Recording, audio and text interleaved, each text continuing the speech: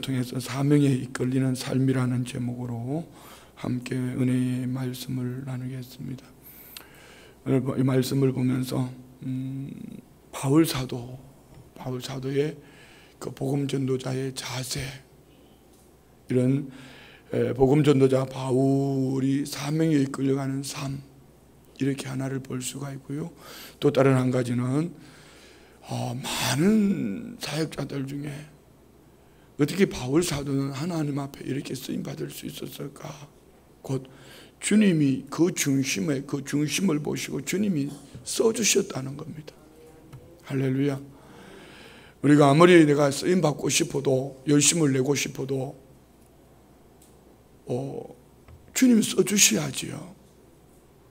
여기에 바울 사도의 이 자세가 주님 앞에 참 겸손과 눈물로 환난과 결박을 마다하지 않고 생명도 아끼지 않는 그 중심, 이 모든 것이 주와 바울 사도의 삶이 영적 코드가 맞았다고 표현해야 될까요? 그러니 바울 사도가 나아가는 걸음이 사명이 이끌어가는 삶이요, 또 성령이 그의 삶을 이끌어가는 이런 모습들을 볼 수가 있습니다. 오늘 우리 성도님들에게도 저는 아침에 말씀을 묵상하면서 고개가 숙여주는 거죠. 사실은 이 말씀이 화요일 날 교직원 예배 때 나눴던 말씀입니다. 바울 사도가 이렇게 돌아보면서 성도님들을 섬겼다. 우리도 목회자뿐 아니라 우리 모든 직원들이 이렇게 성도님들을 섬겼으면 좋겠다. 말은 쉽게 그렇게 했지만 사실은 저 역시 이 부분에 고개가 숙여질 수밖에 없고 또 숙연해집니다. 어떻게 이렇게 살 수 있을까? 어떻게 이렇게 할 수 있었을까? 이 사람에게 초점을 맞추면은 참 그 사람은 위대한 사람, 여기에 무너지면 안 됩니다. 주님이 그를 써주셨어요. 오늘 우리가 주님 앞에 쓰임받는 이런 은혜가 감격이기를 원합니다. 이 사명입니다. 사명에 이끌려가는 자는 어떻게 살아가는가? 먼저 17절부터 보면은, 13절부터 16절까지 보면은 그냥 걸어가다가, 배 타고 가다가 하루, 이틀, 사흘 계속 그의 목적을 향해서 달려가는 바울 사도의 삶을 볼 수가 있습니다. 오늘 우리 성도님들은 어떻습니까?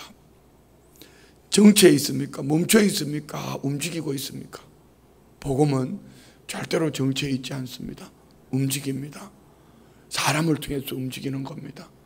내가 정체에 있다면은 나는 뭔가 지금 사명에 머물러 있습니다.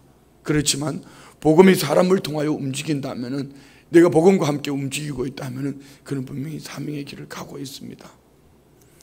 자, 13절부터 보겠습니다. 우리는 앞서 배를 타고 아소에서 바울을 태우려고 그리로 가니 이는 바울이 걸어서 가고자 하여 그렇게 정하여 준 것이라. 바울이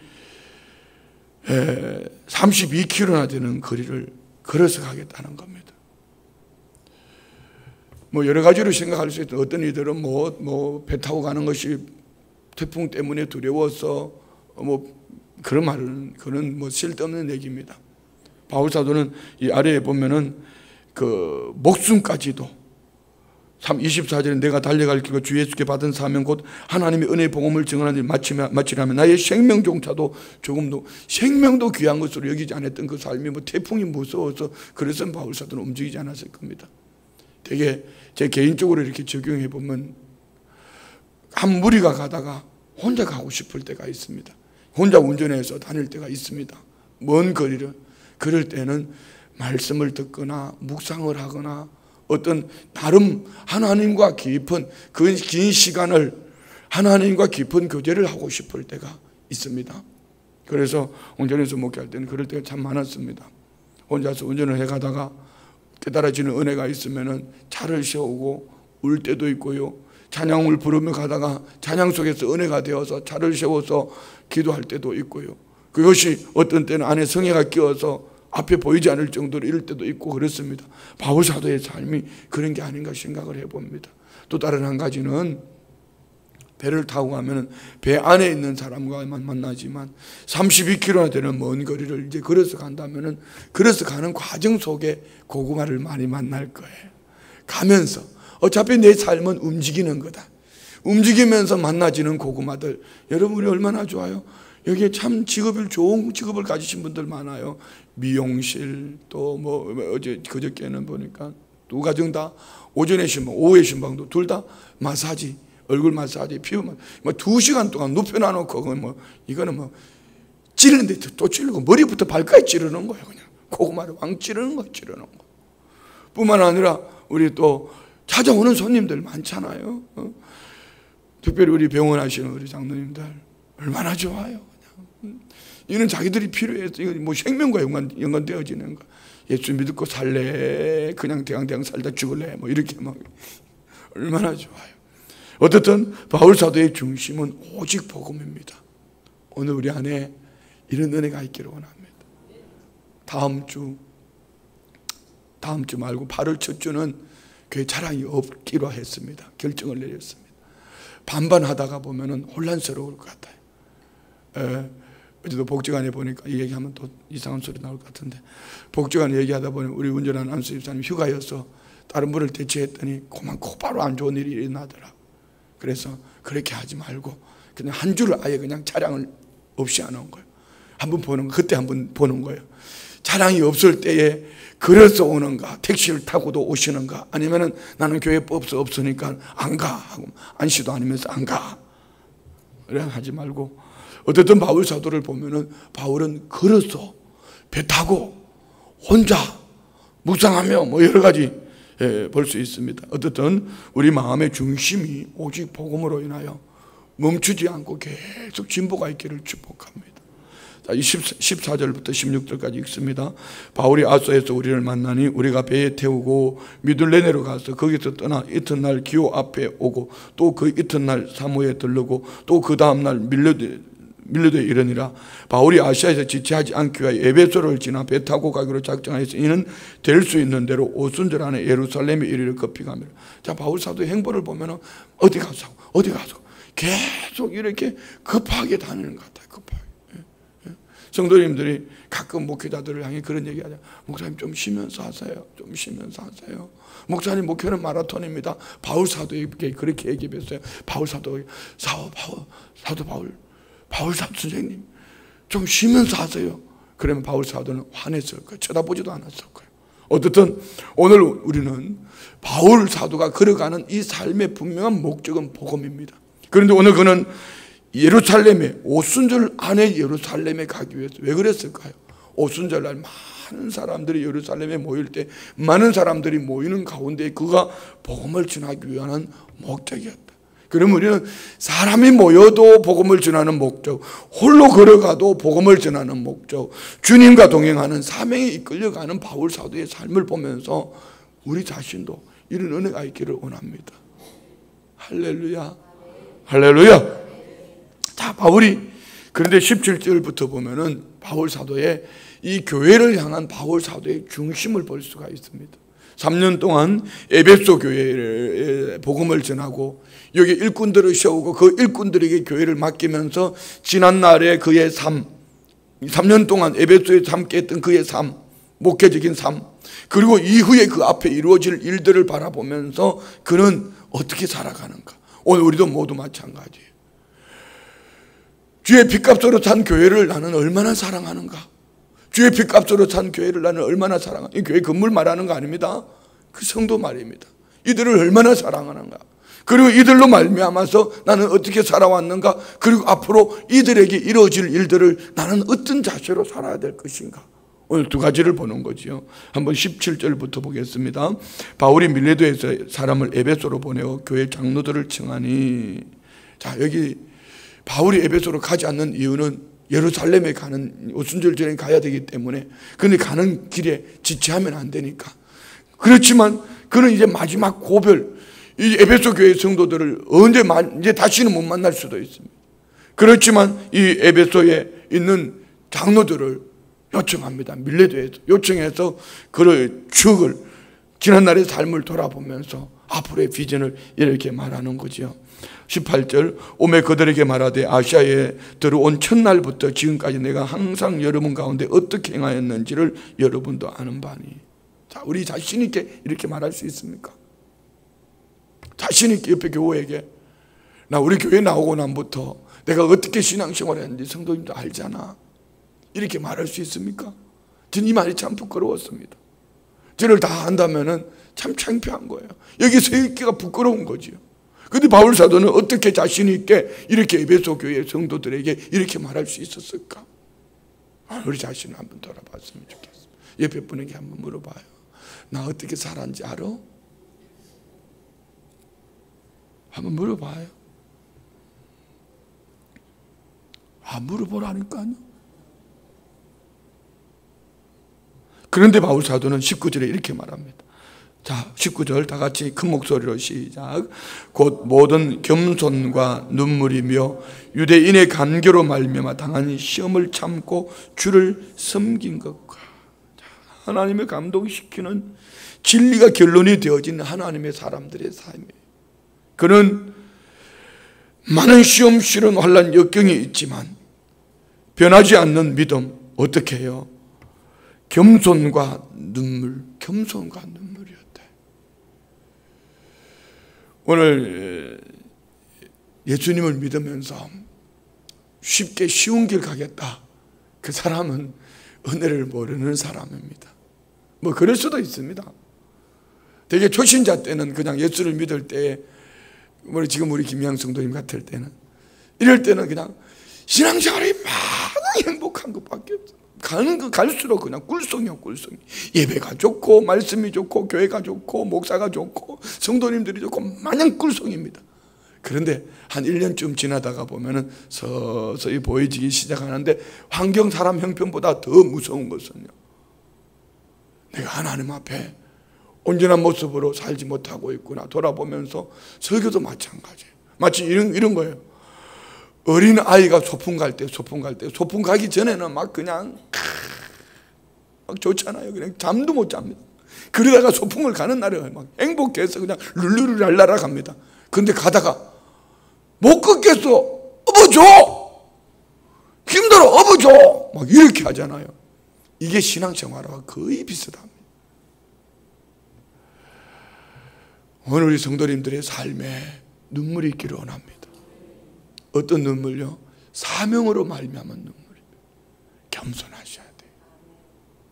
정말 겸손하셔야 돼요. 나는 내가 할 수 있어, 이런 사람이 나중에요 교회에 공해를 일으킬 수 있습니다. 왜? 그 자리를 꿰차고 안 내려놓으려고 합니다. 그 자기 자신은 보면은 잘난 것처럼 보여지지만 천만의 말씀입니다. 다른 사람이 볼 때 더 잘 알고 있습니다. 저도 이걸 많이 생각합니다. 떠날 때 떠날 줄 아는 사람, 머무를 때 머무를 줄 아는 사람, 이게 참으로 중요한 거예요. 여러분 꼭 명심하세요. 우리 교회가 주님이 기뻐하시는 그런 교회가 되려면요, 머무를 때 머무를 줄 알고 떠날 때 떠날 줄 아는, 오해는 하지 마세요. 교회를 떠나라는 얘기 아닙니다. 그 자리 말이에요. 나 외에는 이 자리를 감당할 사람 없어. 그 사람은 교회의 공예가 될 수 있으면, 여러분 앞으로 이수영 목사를 잘 보세요. 잘 보셔야 됩니다. 나 외에는 이는 여러분 심각한 겁니다. 큰일 날 일입니다. 떠날 때는 좀 냉정할 수도 있습니다. 홍천을 떠나올 때 저도 그랬습니다. 제 삶의 가장 중심을 거기에 드린 거 아닙니까? 그리고 목회가 뭔지도 모르게 시작할 때 신바람 나기 시작했지만 얼마나 많은 눈물이 있었어요. 그런데 떠나고 난 이후에 그분들에게 들려주는 얘기, 그분들이 나를 볼 때 아주 못된 놈이라고 하지 않았을까요? 이유는 다음 목회자를 위해서 깨끗하게 전화번호고 뭐고 다 그냥 깨끗하게. 그러니까 그들이 냉정하게 이제 올해가 창립 20주년이 되는 교회예요. 걱정이 하나 있습니다. 창립 20주년을 하는 그들을 어떻게 맞이해 줘야 될까? 왜요? 이번에 중직자 임직이 있거든. 임직이니까 또 제가 지방회장이니까 가서 설교를 할지 어떻게 해야 될까? 벌써부터 걱정이 돼요. 한번 생각해 보세요. 언제는 뼈를 묻겠다고 생각을 하고 같이 신앙생활 하다가 어느 날 훅 떠나려고, 언제는 뭐 개척한다고 떠나간다 하더니만은 가까운 교회, 큰 교회 간다고 갔는데 성도들이 바라볼 때는 어떻게 보겠어요? 저거 교회가 좋아서, 큰 교회가 좋아서 뭐 이렇게 얘기하지 않겠습니까? 다양하게 떠나올 때 쉽지 않았어요. 정말 쉽지 않았어요. 오늘 우리 성도님들 마찬가지예요. 우리 신앙이 겸손과 눈물이어야 됩니다. 이것이 내려지고 우리 주님이 오늘 우리 삶의 중심에 있기를 원합니다. 오늘 바울 사도는 겸손과 눈물, 여기에 그냥 겸손과 눈물 주만 보인 것이 아닙니다. 주변에 많은 환난이 있었습니다. 당한 시험을 참고 주를 숨긴 것. 그리고 20절 봅니다. 유익한 것은 무엇이든지 공중 앞에서나 각 집에서나 거리낌 없이 여러분에게 전하여 가르치고. 이게 사명자예요. 설교하다가 보면 걸리는 게 너무 많아요. 그래서 되게 보면은 기도원, 저 여러분 기도원 가면 괜찮습니다. 기도원 가면은 괜찮단 말입니다. 괜찮다고 그렇게 얘기해요. 그런데 왜 그런지 아세요? 성령님이 마음에 감동을 주시는 대로 그냥 그게 내가 누군지를 모르니까 가감 없이 그냥 막 지나거든요. 그러니까 괜찮잖아. 그런데 우리 교회에서는 안 돼. 이 말하면 이 집에 찔리고 이 말하면 이 집에 걸리고. 좀 그거 안 했으면 좋겠어. 그런데 바울 사도는 했어요. 거리낌 없이 그는 전하고 가르쳤다. 어떻게 해요? 제 영혼을 사랑하는 게 그거예요. 장로님이 새벽에 안 나오고 거기 짝밭에 사니까 좋았어요? 이렇게 말할 수 있어야 되는데 이제 못하잖아. 왜? 목사님 좀 제발 장로 그러지 마세요. 한 번, 두 번 듣는 얘기가 아니고 그러면 장로님답게 하면 되지. 이렇게 말하고 싶은데 회장 장로님 이렇게 말하고 싶은데 못하는 이유는 잘하시는 장로님들을 앉혀놓고 할 게 아니고 그러니까 그러면 권사님이 전도 모임 안 나고 뭐하고 돌아다니고 있냐고 이렇게 하고 싶은데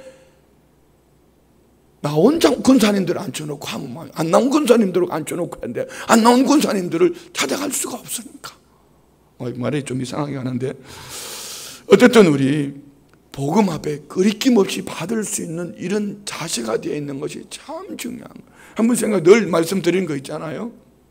자 보세요. 여기 좀 봐봐요.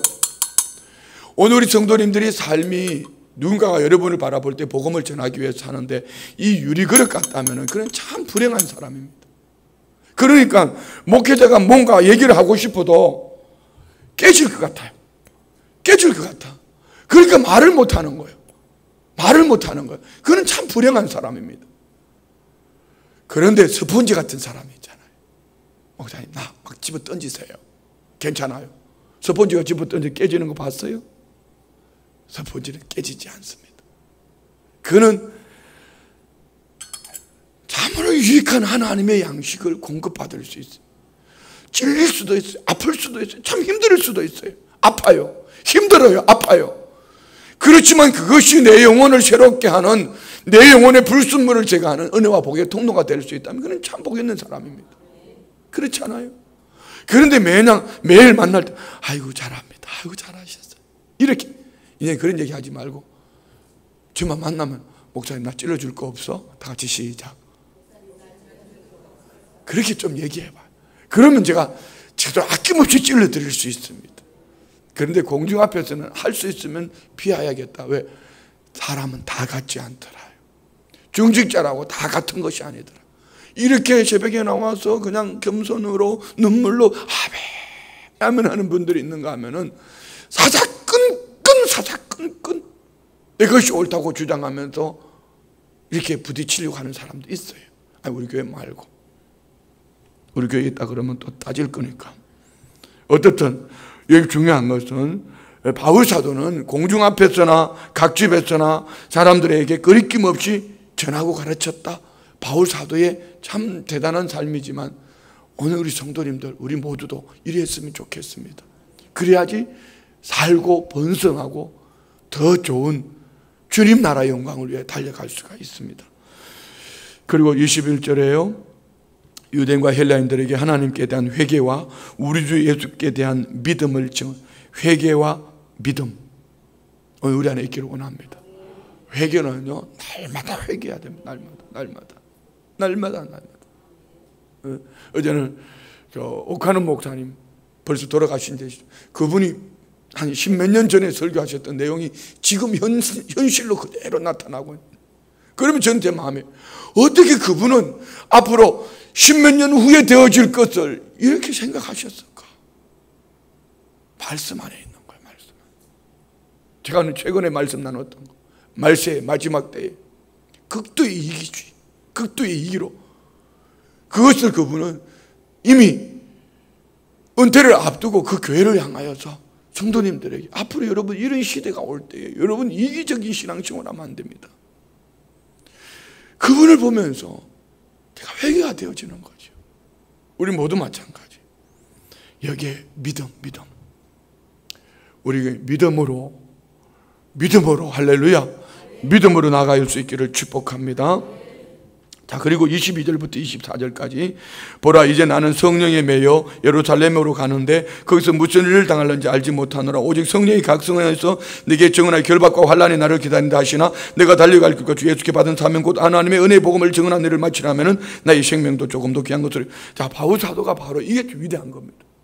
오늘 우리 성도님들의 이 삶, 오늘 예배 드리고 바깥에 나가면은 환난이 기다리고 있다 하면은 나가고 싶을까, 나가고 싶지 않을까? 안 나가고 싶죠. 창세기 22장에 보면은 아브라함이 아침에 일찍 일어나 그 아들 이삭을 데리고 모리아 산으로 갑니다. 이 말씀하고 같은 비슷한 맥락 아닐까요? 모리아 산으로 가는 아브라함이 하나님 어떤 사명 주셨습니까? 내 아들 독자 이삭을 사흘길 모리아 산에 가서 번제로 드리라. 칼로 잡아서 각을 떠서 향기로 드리라는 거예요.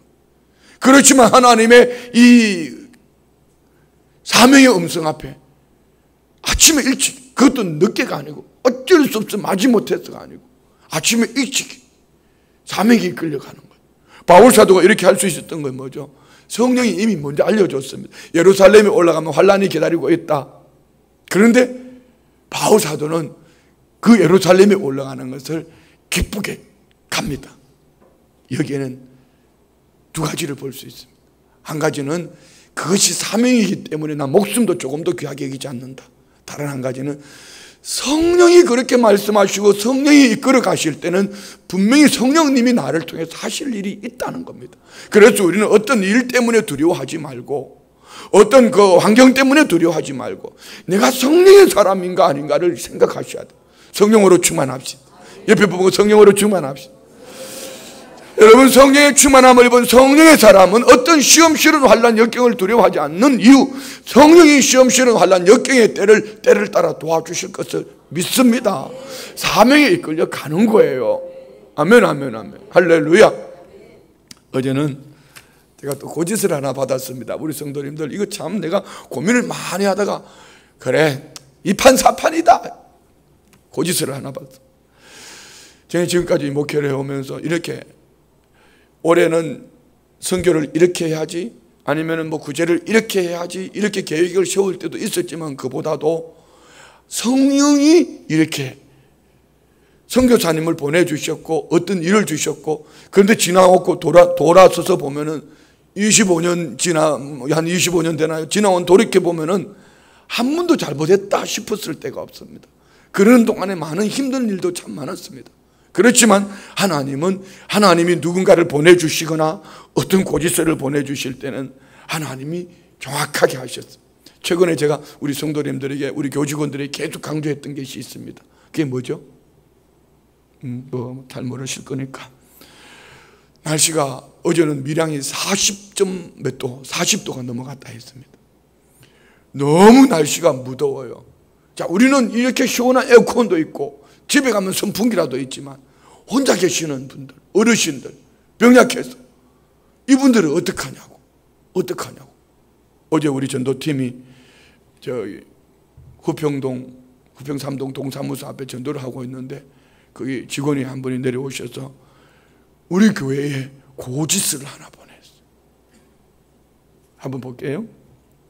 폭염보다 더 무서운 여름나기, 빈곤 가정의 실태, 환기도 제대로 되지 않는 주거 환경에서 힘겹게 폭염을 견디고 있고, 오래된 선풍기는 잦은 고장으로 제 기능을 못해 더욱 더웠고, 집안은 땀이 송골송골 맺히고 집안 온도를 재보니 37도의 무서운 여름, 지적 장애인은 선풍기가 있는지 없는지도 모른 채 여름을 나고 있고, 반찬이 없어 맹물에 밥을 말아 먹는 가정이 있고, 생계비는 한 달을 견디지 못해 구걸과 쓰레기통을 뒤지는 가정도 있습니다. 그 다음에 두 번째, 지역의 특성. 오래된 공동주택이 다수로 저소득층과 홀로 거주하는 노인이 많고, 영구 임대주택은 최저 빈곤 가정, 중증 질환자, 장애인이 다수 거주하고 있고, 후평상동은 25개 읍면동에서 빈곤층이 가장 많이 거주하는 지역으로서 기초수급자 현황 총 910가구, 1인 가구 662가구, 2인 가구 169가구, 3인 가구 47, 4인 가구 32가구. 장애인 현황, 우리 장애인에 대해서 제가 잘 몰라서 사실은 오늘 우리 교회 대외적인 활동하시는 몇 분을 뵙고 그분들이 조언을 좀 얻으려고 제가 오늘 좀 모임을 하자 이렇게 말씀을 드렸습니다. 저는 늘 교회 안에 성도님들과만 모여 있으니까. 그런데 후평 삼동에만 장애인이 469분이에요. 지체장애 173분, 지적장애 70분, 정신장애 58분, 시각, 청각 71분, 뇌병변장애 62분, 기타 35분. 지원 요청사항: 선풍기 30대, 라면 20박스, 쌀 10kg짜리 30포. 이렇게 요청을 하죠. 이걸 받고 제가 가슴이 막 떨렸어요. 이거 어떡해야 되지? 이거 할 수 있습니다. 할 수 있습니다. 그러다가 고민하다가, 그러면 후평 삼동이 이렇다면 우리가 살고 있는 여기 동면은 어떨까? 여기 만천리는 어떨까? 더 시골인데 어떨까? 고민을 하다가 생각을 한 거죠. 그래, 하자. 어떻게 괜찮겠습니까? 장로 회장님 괜찮겠습니까? 회장님이 괜찮으면 다 괜찮은 거예요. 그리고 가만히 생각해 보니까 우리가 지난번에 그 여름에 야외에서 야외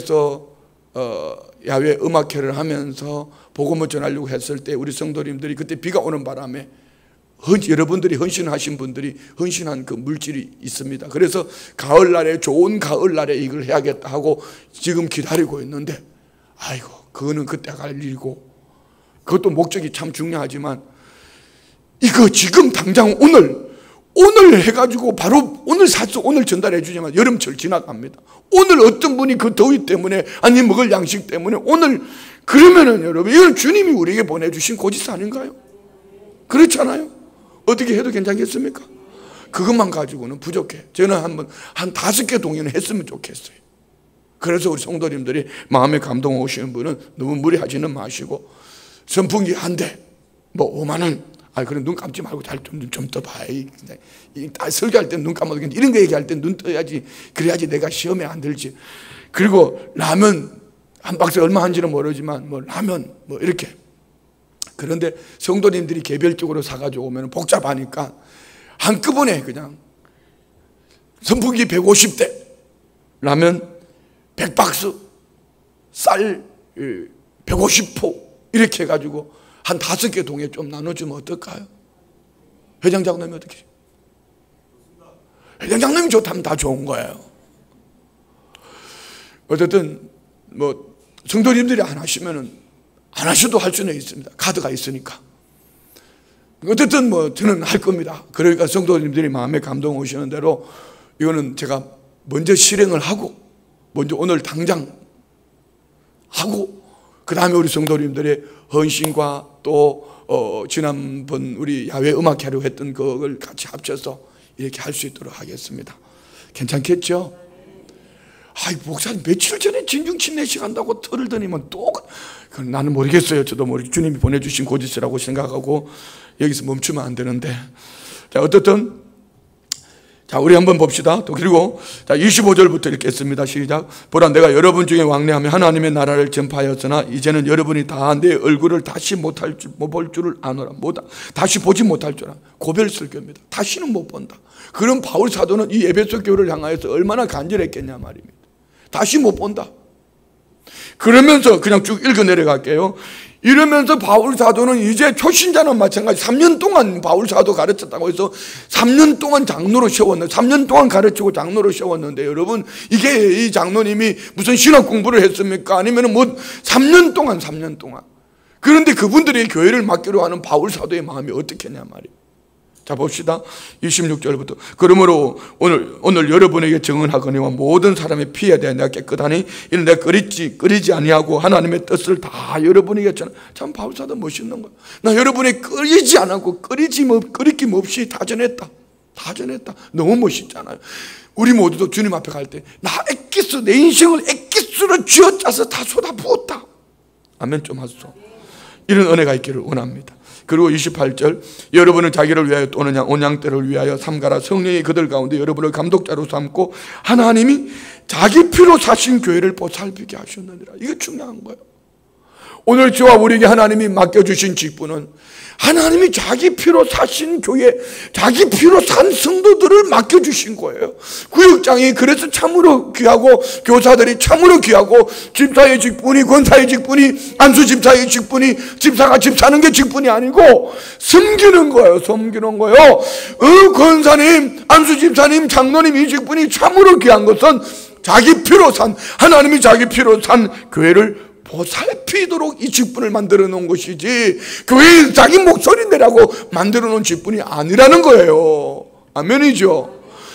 하나님의 피로 산, 자기 피로 산 교회를 보살피는 것이 직분이에요. 저 역시 마찬가지예요. 우리 모두 그리 하셔야 됩니다.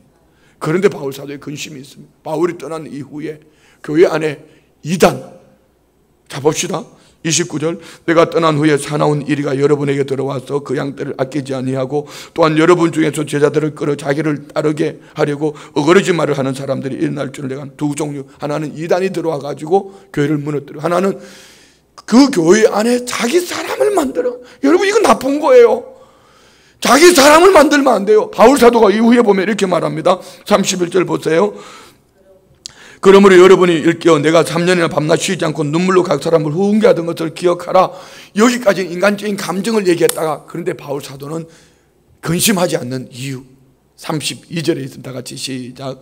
지금 내가 여러분을 주와 및 그 은혜의 말씀에 부탁하노니 그 말씀이 여러분을 능히 든든히 세우사 거룩하게 하심을 입은 모든 자 가운데 기업이 있게 하시리라. 따라합시다. 주와 말씀에 맡기는 교회. 사람이 이끌어가는 교회가 아니고요. 주님이 사람을 주관하고 주님이 교회를 이끌어가고 주의 말씀이 교회를 이끌어가고, 아멘 좀 하소.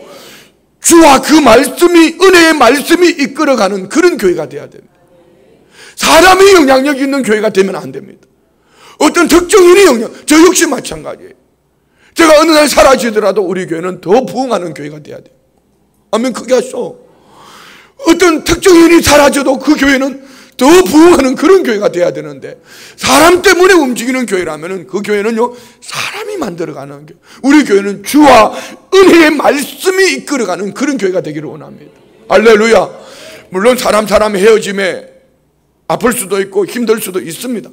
그렇지만 교회는 주와 그 말씀이, 은혜의 말씀이 이끌어가는 그런 교회가 되어야 될 줄 믿습니다. 그리할 때에 든든히 세우고 거룩하고, 할렐루야. 자, 그리고 바울 사도는 이렇게 말합니다. 33절부터요.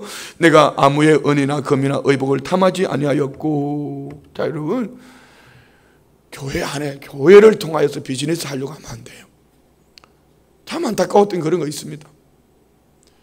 우리 교회 와서도 벌써 여러 번 제게, 그래서 우리 교회를 떠난 분도 있습니다. 저는 그렇게 가르친 적이 없습니다. 할 수 있으면 우리 성도님들이 사업장에 가서 식사를 하더라도 거기 가라. 그리고 다른 한 가지는, 그보다 더 좋은 것은 전도 대상자가 있다면 거기를 먼저 가라. 제가 그렇게 가르쳤잖아요. 그런데 내가 성도님들 보고 그 사업장에 가지 말라고 그랬다고 이렇게 가르쳐가지고 교회를 떠난 사람도 있어요. 물론 설사 그랬다 하더라도 목사님 저렇게 했을 때는 이유가 있을 거야 라고 얘기를 해야 될 텐데 그렇게 떠난 사람도 있어요. 자, 여러분, 교회는 비즈니스 현장이 아니에요. 우리 집에 와서 뭘 팔아주고 안 팔아주고, 뭘 내가 뭘 하는데 해주고 안 해주고, 이거는 여러분 얼마나 엉터리예요.